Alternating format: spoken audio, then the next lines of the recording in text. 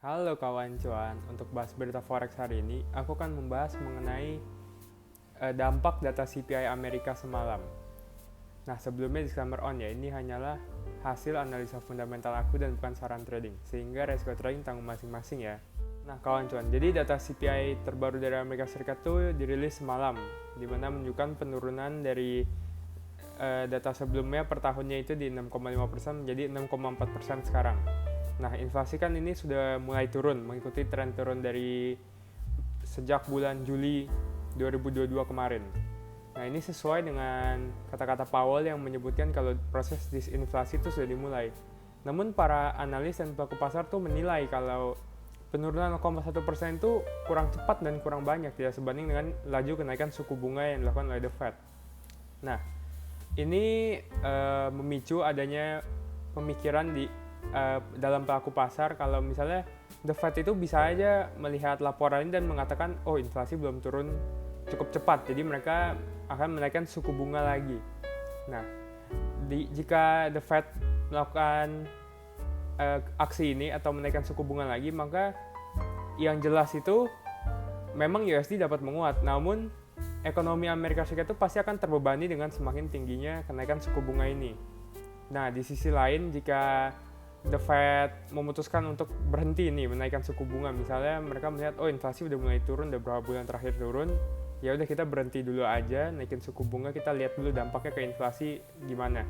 Nah, jika The Fed melakukan ini, USD pasti melemah.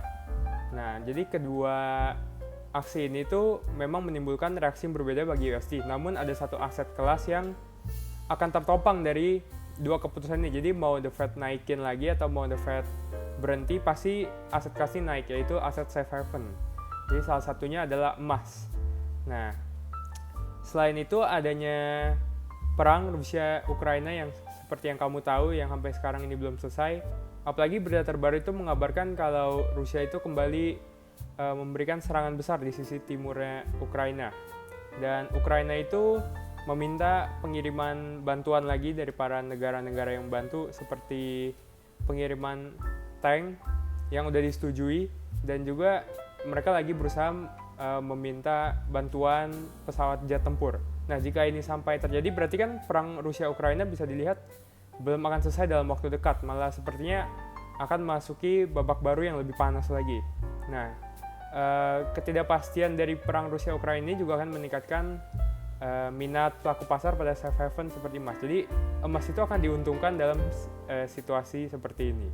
Nah, dari cerita yang telah aku sebutkan sebelumnya, aku sih memprediksi emas akan naik. Kalau misalnya The Fed naikin suku bunga, itu mungkin emas bisa terkoreksi turun lagi ya, karena penguatan dari USD itu sendiri.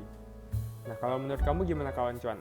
Apakah ada aset kelas lain yang menurut kamu bisa naik dari dampak CPI ini? Coba tuliskan jawaban kamu di kolom komentar di bawah ini ya.